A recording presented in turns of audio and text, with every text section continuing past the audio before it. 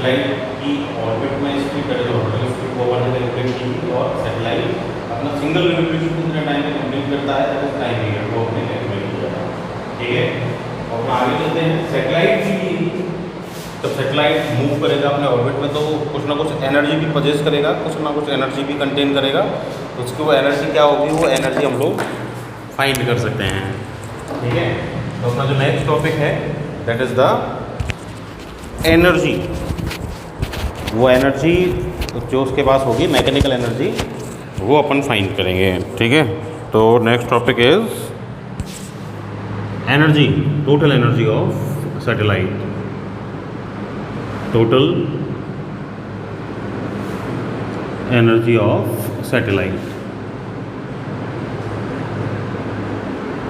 ठीक है, देखो क्या होगी टोटल एनर्जी ऑफ सैटेलाइट। अब सैटेलाइट जो है वो किसी न किसी हाइट पे हमने रखा था। ठीक है, जिस हाइट पे सैटेलाइट हमने रखा था वहाँ वो मोशन कर रहा है। ठीक है, मोशन कर रहा है, उसने अर्थ से कोई ना कोई हाइट भी अपनी क्या कर रखी है, मेंटेन कर रखी है। तो कोई हाइट अपनी मेंटेन कर रखी है तो पोजीशन मेंटेन करेगा, तो पोटेंशियल एनर्जी कंटेन करेगा, और किसी न किसी वेलोसिटी से मूव कर रहा है तो उसकी वजह से काइनेटिक एनर्जी पजेस करेगा। दैट मीन्स उसकी जो टोटल एनर्जी होगी ना सैटेलाइट की, एनर्जी ऑफ सैटेलाइट, ई से डिनोट कर लेता हूँ, क्या होगी, kinetic energy plus potential energy. ठीक है, तो total energy of satellite.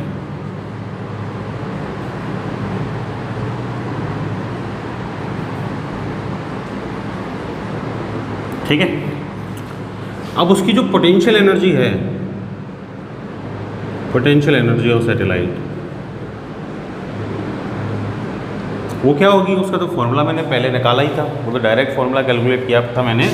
Potential energy U से डिनोट कर सकता हूँ, क्या थी, माइनस का G capital M small M upon are, यही थी इक्वेशन 1, कैलकुलेट की थी अपन ने पहले ही थी चैप्टर में।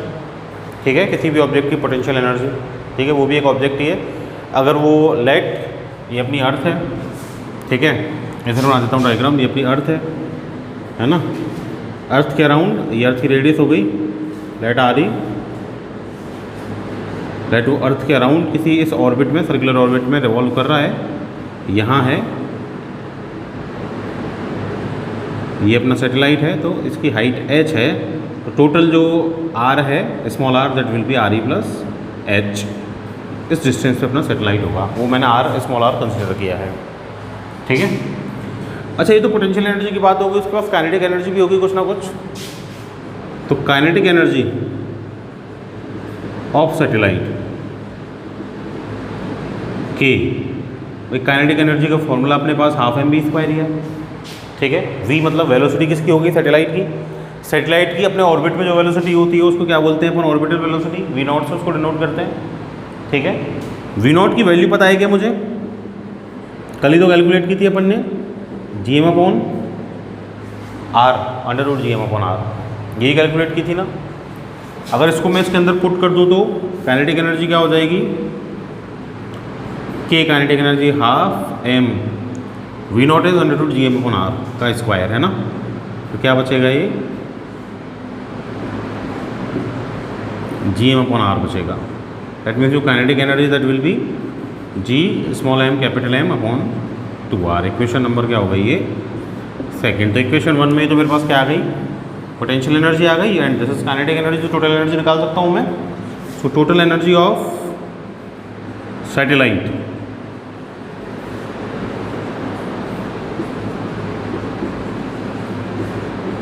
ठीक है, क्या हो जाएगी, E equal to kinetic energy plus potential energy. E kinetic energy कितनी है, जी एम अपॉन 2r, अब माइनस अपनी potential energy G capital M small M upon R. ठीक है, तो वही जी एम अपॉन आर है, एक हाफ है, माइनस करेंगे क्या बचेगा, हाफ बचेगा। दैट मीन्स जो अपनी टोटल एनर्जी है E, दैट इज कितनी हो गई, माइनस का G capital M small M upon का 2r, ये बचेगी। ठीक है, अब ये जो मेरे पास टोटल एनर्जी आ रही है, इसमें माइनस साइन आ रहा है, नेगेटिव साइन। नेगेटिव साइन क्या डिनोट कर रहा है? नेगेटिव साइन ये डिनोट कर रहा है कि जो अपना सैटेलाइट है वो कंटिन्यूसली ऑर्बिट में मूव करता रहेगा और वो अर्थ के ग्रेविटेशन फोर्स से बाइंड रहेगा। ठीक है, नेगेटिव एनर्जी नेगेटिव नहीं होती है ना। एनर्जी तो कैसी क्वांटिटी है? स्केलर क्वांटिटी है। मैंने पहले भी बताया था जब वर्क एनर्जी पावर अपन ने एनर्जी पढ़ी थी। लेकिन फिर भी एनर्जी में नेगेटिव साइन आने का मतलब क्या है भाई? एनर्जी में नेगेटिव साइन आने का मतलब ये है कि ये वहाँ पे कैसा रहेगा? बाइंड रहेगा। किससे बाइंड रहेगा? यहाँ पे सैटेलाइट अपना अर्थ के ग्रेविटेशन फोर्स से बाइंड रहेगा। ठीक है, तो this will be the total energy of satellite. ठीक है, ये जो टोटल एनर्जी ऑफ सैटेलाइट है, यहीं से हमारा बाइंडिंग एनर्जी का कॉन्सेप्ट निकलता है। ठीक है, देखो क्या है binding energy.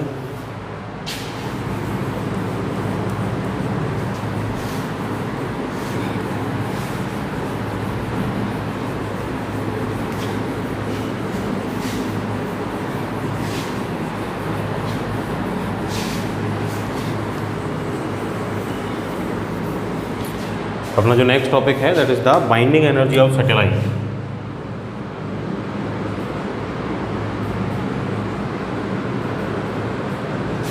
Binding energy of satellite. तो बाइंडिंग एनर्जी क्या हो गई? सैटेलाइट को बाइंड कहाँ करके रख रहे हैं अपन? ऑर्बिट में बाइंड करके रख रहे हैं। ठीक है, तो बाइंडिंग एनर्जी क्या हो गई? बाइंडिंग एनर्जी की डेफिनेशन अपन दो तरीके से दे सकते हैं। ठीक है, कैसे दे सकते हैं कि एक तो नाम के अकॉर्डिंग, नेम जो है उसका बाइंडिंग एनर्जी, मतलब किसी भी सैटेलाइट को उसके ऑर्बिट में बाइंड करके रखने के लिए जो एनर्जी रिक्वायर्ड है that energy is called binding energy. ठीक है, या फिर दूसरे तरीके से कैसे दे सकते हैं कि अगर उतनी एनर्जी, जिस एनर्जी से वो बाइंड है, उतनी एनर्जी अगर सैटेलाइट को प्रोवाइड कर दी जाए, पॉजिटिव एनर्जी। ठीक है, बाइंड होगा तो नेगेटिव होगी, उतनी पॉजिटिव एनर्जी अगर उसको प्रोवाइड कर दी जाए तो उस एनर्जी को लेकर उसकी टोटल एनर्जी क्या हो जाएगी? जीरो। तो टोटल एनर्जी जीरो हो जाएगी तो वो अपने ऑर्बिट से निकल जाएगा। ऑर्बिट से निकल के कहाँ जाएगा? जहाँ एनर्जी जीरो होती है। कहाँ जीरो होती है? इनफाइनाइट पे। मतलब वो एनर्जी, दूसरे तरीके से डेफिनेशन में दे रहा हूँ कि वो एनर्जी जिसको प्रोवाइड करने पर कोई भी सैटेलाइट अपने ऑर्बिट को ब्रेक करके, है ना, ऑर्बिट को ब्रेक करके कहाँ चला जाए? इनफाइनाइट पे चला जाए। या फिर मैं सीधा बोल दूँ कि अपने ऑर्बिट को छोड़ दे, जिस एनर्जी को लेके, उस एनर्जी को अपन क्या बोलते हैं? बाइंडिंग एनर्जी बोलते हैं। ठीक है, तो बाइंडिंग एनर्जी क्या हो गई फिर भाई? वो एनर्जी डिफरेंस किस किस का? इनफाइनाइट पे जो एनर्जी है उसका और ऑर्बिट में जो एनर्जी है, उन दोनों के डिफरेंस के इक्वल में एनर्जी दे दूंगा तो वो अपना जो ऑर्बिट में सैटेलाइट है वो कहाँ चला जाएगा? ऑर्बिट से इनफाइनाइट पे चला जाएगा। भाई है ऑर्बिट में, ठीक है, भेजना कहाँ? इनफाइनाइट पे। तो इन दोनों के डिफरेंस के इक्वल एनर्जी, डिफरेंस के इक्वल एनर्जी अगर मैं दे दूँ तो सीधा यहाँ से कहाँ पहुँचेगा? ऑर्बिट से इनफाइनाइट पे जाएगा। दैट मीन्स इनफाइनाइट की एनर्जी और ऑर्बिट की एनर्जी का जो डिफरेंस होगा that will B binding energy. ठीक है, तो बाइंडिंग एनर्जी कैसे निकाल सकता हूँ? अच्छा, इनफाइनाइट पे एनर्जी कितनी होती है? पहले तो मैं बाइंडिंग एनर्जी की बात कर रहा हूँ, बी ई से डिनोट कर देता हूँ। Binding energy will be energy at infinite. Infinite पे लेके जा रहा है अपन, और माइनस का एनर्जी इन ऑर्बिट। ठीक है, तो इनफाइनाइट पे एनर्जी क्या होगी?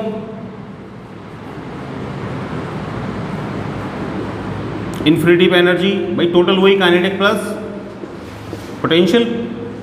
ठीक, तो टोटल दोनों क्या हो जाएंगे? जीरो। तो एनर्जी एट इनफाइनाइट क्या हो जाएगी? जीरो हो जाएगी। ऑर्बिट में एनर्जी कितनी है? E in orbit.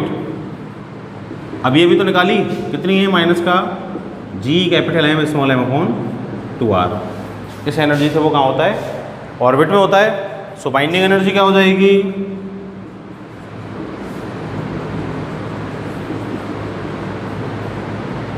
B E will be zero minus का जी एम अपॉन क्या हो जाएगा? 2r हो जाएगा। So B E binding energy क्या हो जाएगी अपनी? G capital M small M upon 2r। ये वो एनर्जी होगी जिस एनर्जी को अगर किसी भी सैटेलाइट को प्रोवाइड कर दिया जाए तो इस एनर्जी को लेके अपना जो सैटेलाइट है वो क्या करेगा, वो अपने ऑर्बिट को छोड़ के उससे बाहर निकल जाएगा। मतलब हाइपोथेटिकली में अपन बोल रहे हैं कि इन्फाइनाइट पे चला जाएगा। इन्फाइनाइट जैसी कोई पोजीशन होती तो नहीं है, लेकिन मतलब ऑर्बिट छोड़ देगा। अच्छा, अपना आर की जो वैल्यू थी, स्मॉल आर की वैल्यू जो थी वो क्या थी, आर ई प्लस एस थी, तो वो भी पुट कर सकता हूँ मैं अगर चाहूँ तो। ठीक है, सो जो बाइंडिंग एनर्जी है that will be G capital M small M upon small R which is R E, sorry 2 small R which is R E plus H. ठीक है, तो अगर अर्थ के सरफेस से एच हाइट पे कोई अपने पास सैटेलाइट है जो रिवॉल्व कर रहा है, तो उसके लिए जो बाइंडिंग एनर्जी होगी that will be G M M upon 2 R E plus H. ठीक है भाई, तो ये अपना सैटेलाइट ख़त्म हो गया। सैटेलाइट के बारे में अपन को इतना ही जानना था। अब इस चैप्टर के लास्ट टॉपिक पर चलते हैं अपन, and the last topic of the chapter is weightlessness. तो वेटलेसनेस, पहले तो वेट क्या है और वेटलेसनेस की कंडीशन कैसे जनरेट होती है वो हम देखेंगे। ठीक है, देखो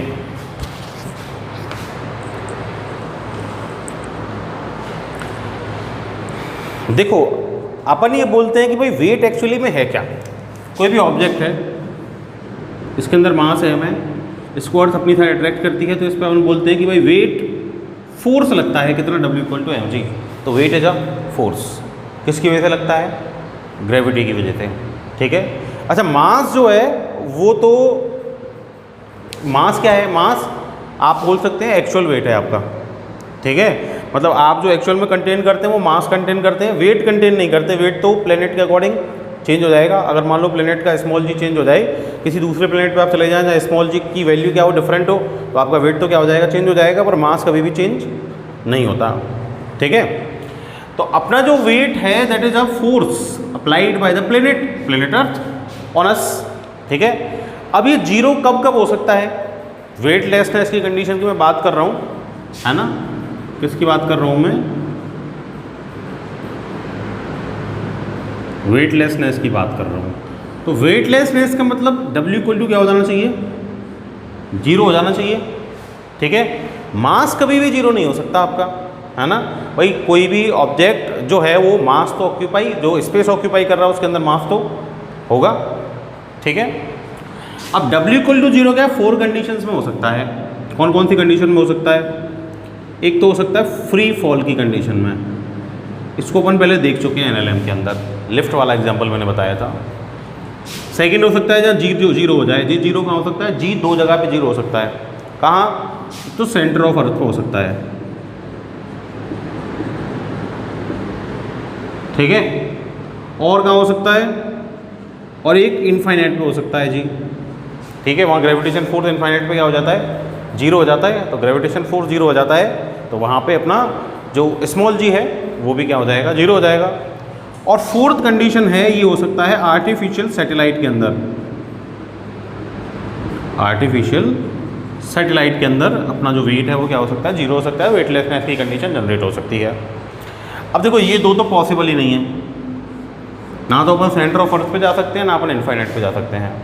ठीक है, तो यहाँ तो अपना जो वेट है वो 0 नहीं हो सकता। ये दो जगह पे हो सकता है। तो फ्री फॉल की कंडीशन अपन ने NLM में देखी थी। कहाँ देखी थी, अपन ने लिफ्ट वाला एग्जांपल लिया था, याद हो आप लोगों को। ये किया था अपन ने, किया ये अपनी लिफ्ट थी, लिफ्ट के अंदर ये पर्सन था। ठीक है, ये नीचे M मास था इसके अंदर, तो ये नीचे वेट फोर्स mg लग रहा था, ऊपर रिएक्शन फोर्स R, और ये G एक्सेलरेशन से नीचे आ रहा था।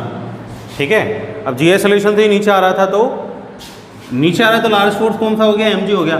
ठीक है, अपोजिट डायरेक्शन में तो mg माइनस का r। ठीक है, a minus B equal to क्या हो जाएगा, ma नेट फोर्स, तो m और a इज g, mg हो जाएगा। ठीक है, तो अपना जो r है वो क्या आ जाएगा, mg माइनस mg, तो r क्या हो जाएगा अपना 0। तो रिएक्शन फोर्स 0 था, that means that was apparent wait. तो एपरेंट वेट वहाँ पे क्या हो गया था, 0 हो गया। तो इस तरह क्या है कि फ्री फॉल अपना होगा, तो फ्री फॉल के केस में क्या हो सकता है कि अपना एपरेंट वेट 0 हो सकता है। ठीक है, तो ये कंडीशन तो अपन पढ़ चुके थे। सैटेलाइट के अंदर कैसे होगा, आर्टिफिशियल सैटेलाइट में क्या होगा। देखो आर्टिफिशियल सैटेलाइट में क्या होगा कि लेट किसी सैटेलाइट के अंदर अपन हैं, ठीक है, और सैटेलाइट क्या कर रहा है, अर्थ के अराउंड रिवॉल्व कर रहा है। अब अर्थ के अराउंड अगर सैटेलाइट रिवॉल्व कर रहा है तो अपन को पता है सर्कुलर पाथ पे रिवॉल्व करेगा। रिवॉल्व करने के लिए उसको क्या चाहिए, रिवॉल्व करने के लिए उसको चाहिए सेंट्रीपिटल फोर्स, ठीक है। अब वो सेंट्रीपिटल फोर्स उसको कहाँ से मिलता है? वो सेंट्रीपिटल फोर्स उसको मिलता है अर्थ के ग्रेविटेशन फोर्स से, ठीक है। तो जो सेंट्रीपिटल फोर्स होगा mv0 अपॉन आर, भाई v0 इसी ऑर्बिटल वेलोसिटी से अपना सैटेलाइट मूव करता है, तो सैटेलाइट के अंदर अगर अपन लोग होंगे तो हम भी तो ऑर्बिटल वेलोसिटी से ही मूव करेंगे। तो that will be provided by the gravitation force Gm_m/r², ठीक है। दैट मीन्स ऑर्बिटल वेलोसिटी की अगर मैं वैल्यू पुट करूँ यहाँ, ऑर्बिटल वेलोसिटी v0 क्या होती है? वो होती है g capital M upon small m, ठीक है, ये होती है ना, ठीक। अब मान लो मैं नेट फोर्स निकालूं, ये क्या हो जाएगा? देखो m v0 की वैल्यू पुट कर दी मैंने g upon small m, square कर दूंगा तो g capital M small m, ये r हो जाएगा equal to g capital M small m upon r²। क्या हो गया ये?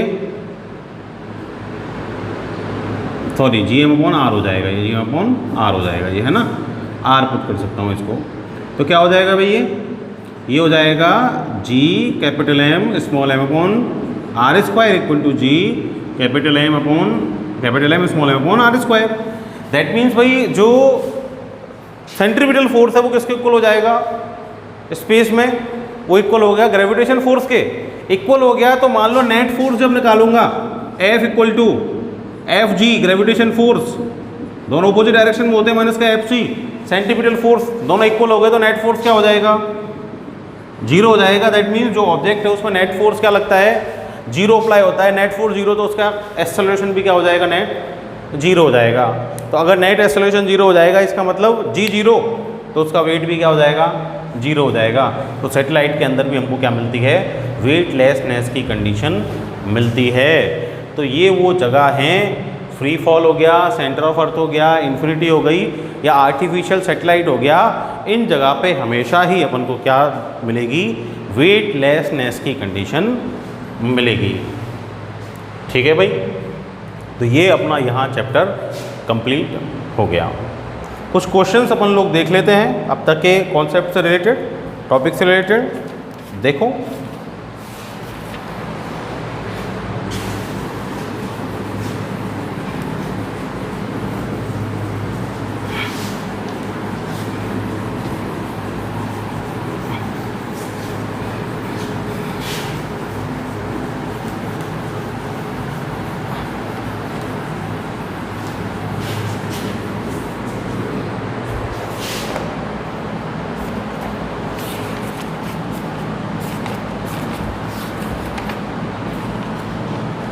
देखो एक क्वेश्चन मुझे गिवन है,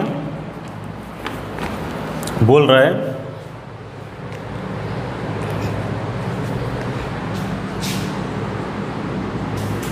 क्या बोल रहा है? Find the work done. काय का वर्क डन फाइंड करना है? To carry an object of mass small m from earth surface to height nr। ऐसे बोल रहा है भाई, कोई ऑब्जेक्ट है अपना, वो कहाँ पे? अर्थ के सरफेस पे है, उसको अपन को कहाँ ले जाना है? किसी हाइट पे ले जाना है, हाइट इज़ nr। तो वहाँ ले जाने के लिए अपन को क्या फाइंड करना है? उसका वर्क डन फाइंड करना है, कितना वर्क अपन को करना पड़ेगा। वर्क एनर्जी थ्योरम पढ़िए, क्या कहती है work energy theorem? Work done is equal to change in potential energy, ठीक है भाई। वर्क डन इक्वल टू क्या होता है? Change in potential energy. तो पोटेंशियल एनर्जी में चेंज निकाल दो कि भाई अर्थ के सरफेस पे कितनी थी पोटेंशियल एनर्जी और nr हाइट पे कितनी है, और जितना चेंज होगा पोटेंशियल एनर्जी वो मेरा क्या हो जाएगा? वर्क डन हो जाएगा, ठीक है। तो पोटेंशियल एनर्जी एट सरफेस क्या होगी? पोटेंशियल एनर्जी एट सरफेस क्या होगी? Pe1। सीधा सीधा फॉर्मूला है, पढ़ा है पहले अपन ने, माइनस का g capital M small M upon R. ठीक है, स्मॉल आर आता है वो which is R E plus H होता है, एच तो क्या हो जाएगी, जीरो हो जाएगी, तो अर्थ की रेडियस के इक्वल हो जाएगा। इक्वेशन क्या हो गई फर्स्ट। ऐसी potential energy at N R, कितनी हाइट पे ले जाना है, एन आर पे। ठीक है, तो PE2 क्या हो जाएगा, माइनस का G capital M small M upon small r हो जाएगा। ठीक है, अब स्मॉल आर जब हो गया तो स्मॉल आर की वैल्यू क्या हो जाएगी, आर और प्लस जो भी उसकी हाइट है एच। ठीक है, ये हो जाएगी। दैट मीन्स PE2 क्या हो जाएगा, PE2 इधर ही कर लेता हूँ, PE2 इक्वल टू क्या हो जाएगा, माइनस का G capital M small M upon r plus h. H की वैल्यू कितनी है, एन आर, तो PE2 क्या हो जाएगा, माइनस का G capital M small M upon r plus h is n r. Equation second. ठीक है, सो वर्क डन क्या हो जाएगा, PE2 माइनस का PE1, जितनी हाइट पे जाएंगे उतनी हाइट पे पोटेंशियल एनर्जी क्या होती जाएगी, इंक्रीज होती जाएगी।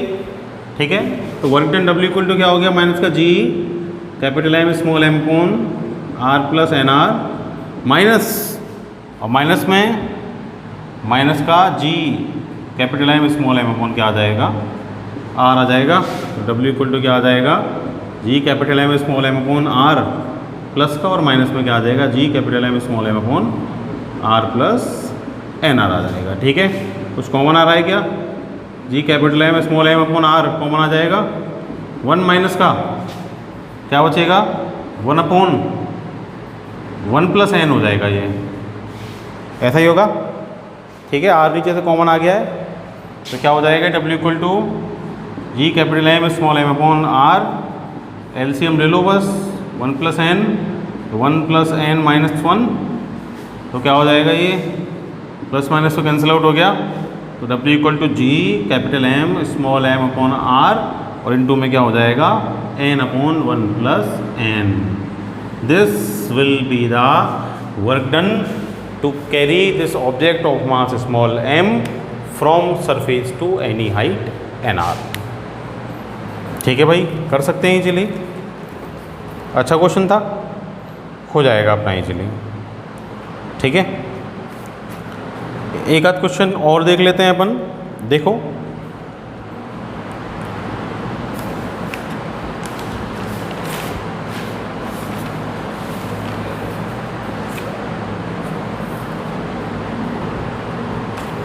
ये क्वेश्चन अपन को बोल रहा है स्मॉल जी की वैल्यू पे डिपेंड है। देखो उसको,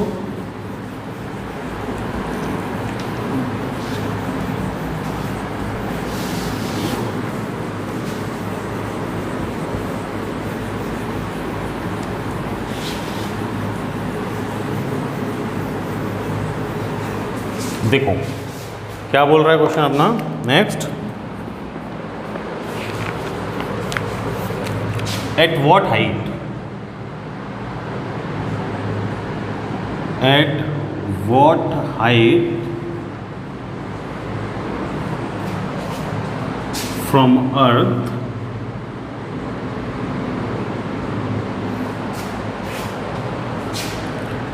value of small g becomes 10%, अच्छा 10% लेस ऑफ सरफेस, मतलब सरफेस के कंपैरिजन में कितनी हो जानी चाहिए, 10% कम हो जानी चाहिए। ठीक है, ये पूछ रहा है कहाँ हो जाएगी। ठीक है, तो 10% कम सरफेस के कंपैरिजन में। ठीक है, तो देखो क्या होगा कि भाई 10% कम हो रही है, दैट मीन्स जो वैल्यू जी एच हाइट पर है, ठीक है, उसके कंपैरिजन में क्या हो रही है, 10% कम है ना। तो वो वैल्यू कितनी हो जाएगी भाई, देखो अपन को पता है कि जी एच क्या होता है, एच हाइट पे जी 1 माइनस का 2h अपॉन आर, ये फॉर्मूला था अपने पास। ठीक है, जी एच इक्वल टू, अब अपना क्वेश्चन क्या बोल रहा है कि भाई 10% कम हो जाए, एच हाइट में, मतलब जी एच जो है ना वो कितनी रह जाएगी 90%, किसका, जी का, है ना, मतलब जी इंटू 90/100 है, तो 90 g/100 रह जानी चाहिए, यही तो जी का 90% रह जानी चाहिए, ठीक है। दैट मीन्स जो जी एच है ना वो कितनी हो जानी चाहिए, 9g/10, इतनी रह जानी चाहिए, ठीक है, ऐसे बोल रहा है मुझसे, ठीक है। दैट मीन्स अपना जो जी एच है that is 9g/10 equal to g, और 1 माइनस का क्या हो जाएगा 2h/r, ठीक है, जी से जी कैंसिल आउट हो जाएगा, तो माइनस का 2h/r क्या होना चाहिए 9/10, ये होना चाहिए, ठीक है। एच पूछ रहा है मेरे से, तो 2h/r क्या हो जाएगा, ये इधर आ जाएगा 1 माइनस का 9/10, तो 2h/r क्या हो गया 1/10, ठीक है, यही बचेगा। That means 2h equal to क्या हो जाएगा r/10, तो h इक्वल टू क्या हो जाएगा r/20 हो जाएगा। तो h की वैल्यू, r की वैल्यू कितनी होती है 6400 किलोमीटर, और अपॉन में क्या हो जाएगा 20, तो h इक्वल टू क्या हो जाएगा 320 किलोमीटर्स।